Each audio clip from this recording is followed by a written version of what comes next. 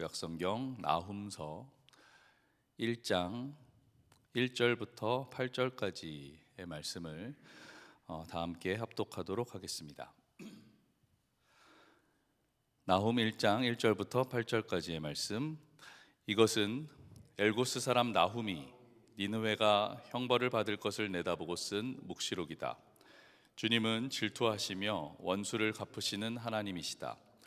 주님은 원수를 갚으시고 진노하시되 당신을 거스르는 자에게 원수를 갚으시며 당신을 대적하는 자에게 진노하신다.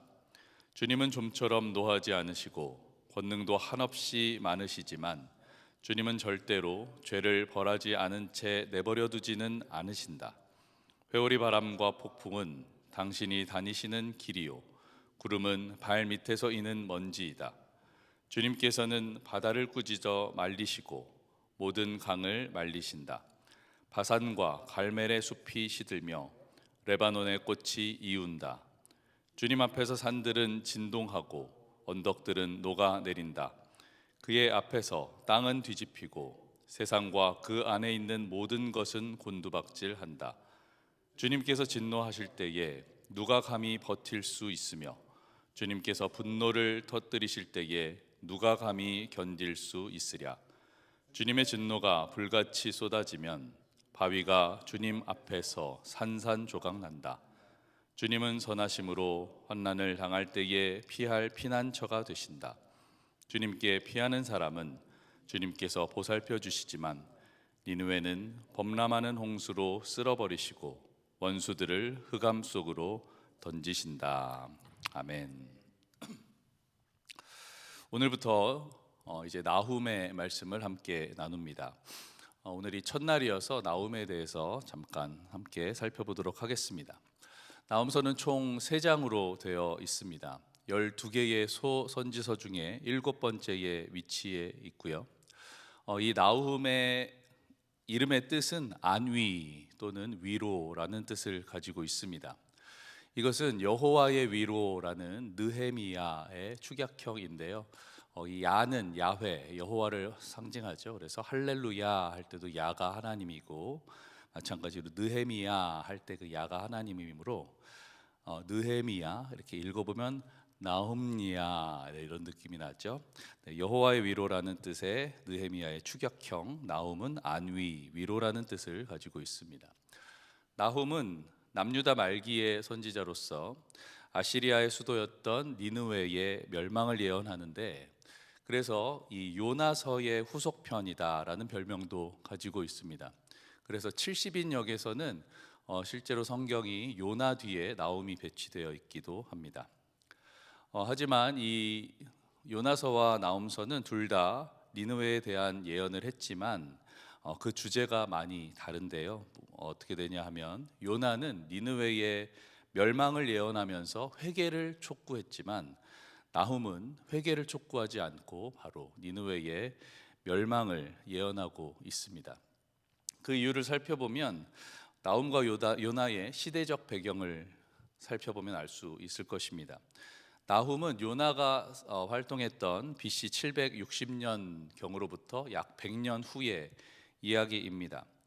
잘 아시듯이 요나서에서는 죄악이 만연하여 멸망할 수밖에 없었던 니느웨가 요나의 경고와 회개를 촉구하는 그 음성을 듣고 반응하여서 모든 백성들이 거국적으로 회개하는 사건이 일어나죠. 그렇기 때문에 하나님이 진노를 거두시고 니느웨의 멸망을 유보해 주셨습니다. 오래 참으시는 하나님의 은혜와 사랑의 결과였던 것이죠. 하지만 니느웨는 그 이후 100년이라는 시간 동안 다시 더 교만해지고 사악해지기 시작했습니다.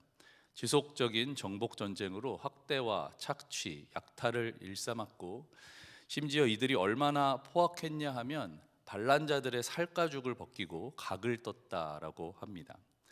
그리고 약소국들과의 약속을 어기기 일쑤였고 속이기도 참 잘했다고 해요. 그렇기 때문에 이러한 니느웨에게 더 이상 자비가, 은혜가, 긍휼이 없는 것입니다.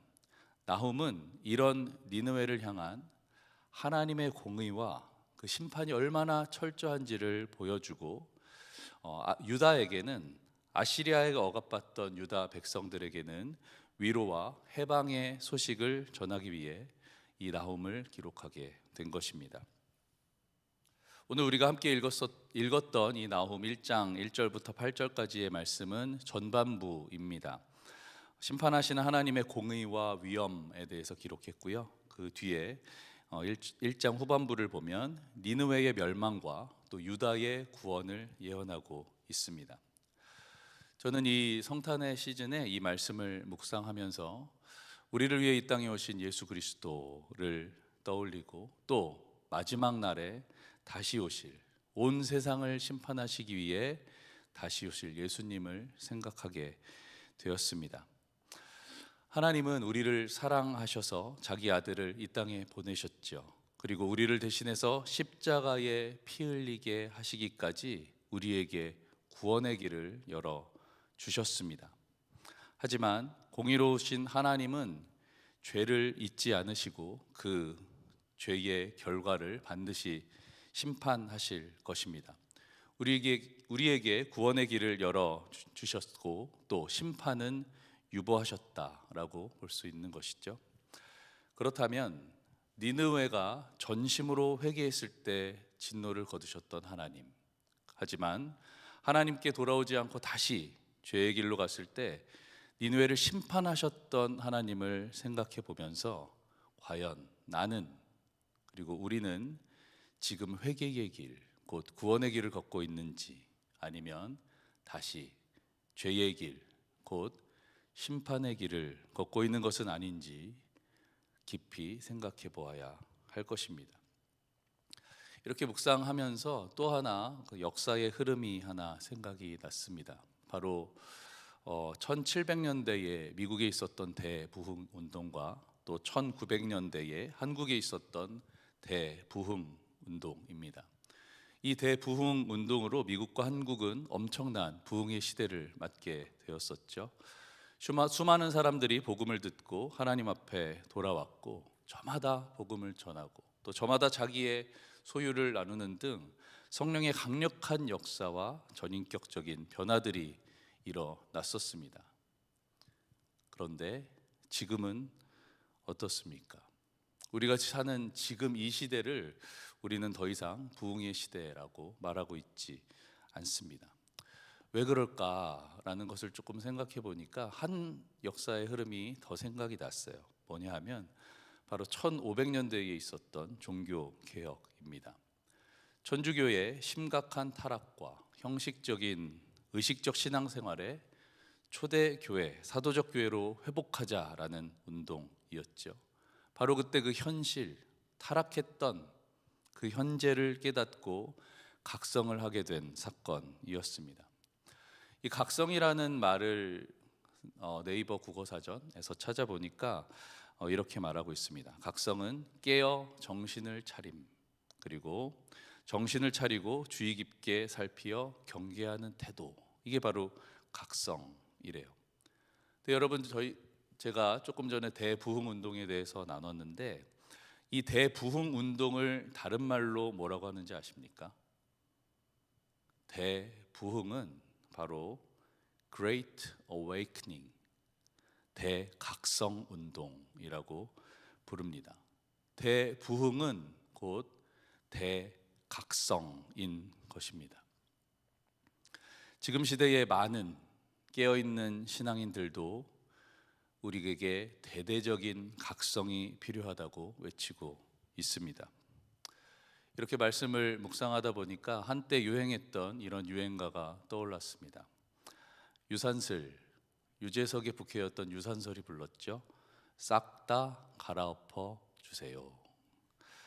지금은 싹 다 갈아엎는 신앙의 대각성이 필요한 시대이다 라는 생각이 듭니다. 그리고 나서 생각해 봤더니 저는 개인적으로 참 소름이 돋았는데 1500년대에 종교개혁이 있었습니다. 1700년대에 미국의 대각성 운동이 있었습니다. 그리고 1900년대에 한국의 대부흥이 있었습니다. 그리고 보니까 200년씩 걸쳐 있더라고요. 우리는 약 80년 후에 2100년 22세기를 맞이하게 됩니다. 신앙의 흐름에 여러 가지가 있고 어떻게 보느냐에 따라 다르기 때문에 꼭 그렇다라고 말씀드릴 순 없지만, 이렇게 200년마다 있는 사건, 앞으로 2100년에는 하나님의 큰 역사가 있지 않을까 생각해 보게 되었습니다. 나훔에 나오는 이 니느웨의 심판과 멸망의 이야기가 남의 얘기가 아닐 수도 있다는 것입니다. 하나님은 예수 그리스도를 우리에게 보내주심으로 하나님의 사랑으로 우리에게는 구원의 길이 열렸습니다. 하지만 이것은 누구에게나 주어지는 것이 아니고 하나님께서 우리를 대신해서 예수님을 십자가에서 심판하셨던 그 하나님의 공의를 믿는 믿음으로 얻게 되는 것이지요. 그런데 우리가 이 땅을 살아갈 때 예수 그리스도의 십자가를 믿는 믿음이 없이 살아가고 있다면 어찌 우리가 하나님의 사랑, 그 구원에 속했다고 볼 수가 있겠습니까? 이 말씀을 듣는 많은 분들이 내가 믿기는 믿어요 라고 대답하실지도 모르겠습니다. 그런데 사랑하는 성도 여러분, 잘 아시듯이 믿음은 말로만 하는 것이 아니지요.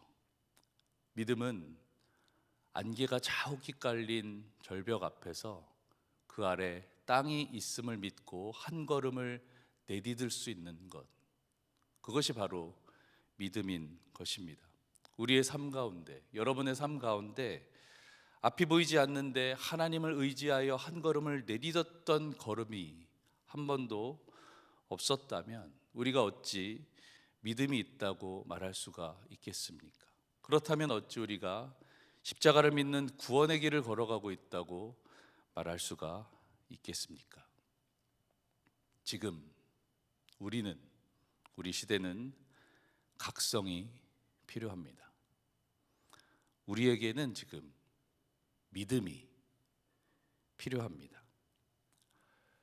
약 2000년 전 우리를 구원하시기 위해 예수님이 인간의 몸으로 입고 오신 것처럼 예수님은 우리를 심판하시기 위해, 세상을 심판하시기 위해 올라가신 모습 그대로 구름 타고 다시 오실 것입니다.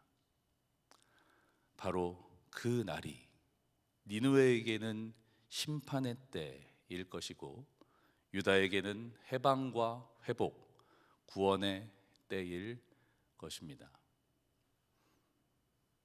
부디 우리는 그날이 십자가를 믿는 믿음으로 각성하여 하나님 앞에 속한 자 되어 예수님의 오심이 해방과 회복, 구원의 소식이 되는 저와 여러분이 되시기를 예수님의 이름으로 축원합니다.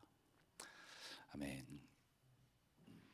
이 시간 말씀을 생각하면서 함께 기도하겠습니다. 그리고 우리 교회에 아프신 분들을 위해서 함께 또 기도하겠습니다. 그리고 어제 그저께인가요? 우리 최성미 집사님 아버님이 돌아가셨다는 소식을 들었습니다. 제가 교회의 모든 분들의 소식을 알지는 못하기 때문에 때마다 기도 제목을 나눌 수는 없을지라도 제가 이 소식을 알고 있는데 또 함께 기도하자라고 말씀드리지 않을 수가 없었습니다. 우리 최영면 장로님 그리고 최성미 집사님의 아버님, 우리 장례를 위해서 또 한국에 가셨는데 그 모든 일정을 위해서 시간 함께 기도하도록 하겠습니다. 기도하겠습니다.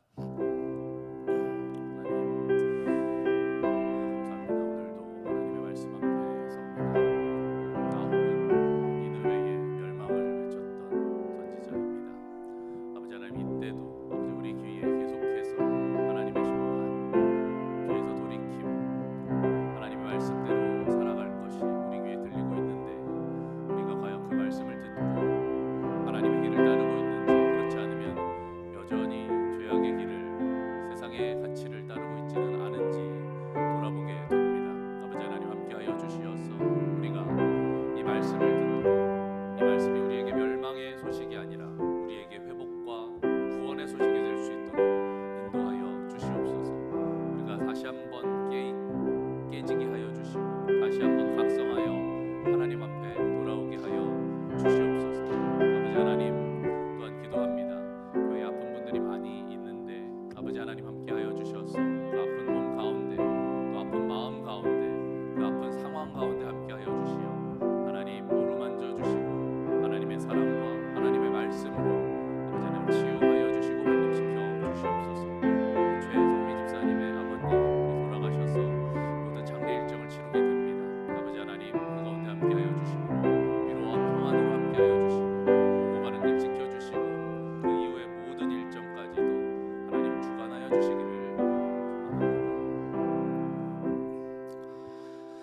하나님 감사합니다. 오늘도 하나님의 말씀을 듣습니다.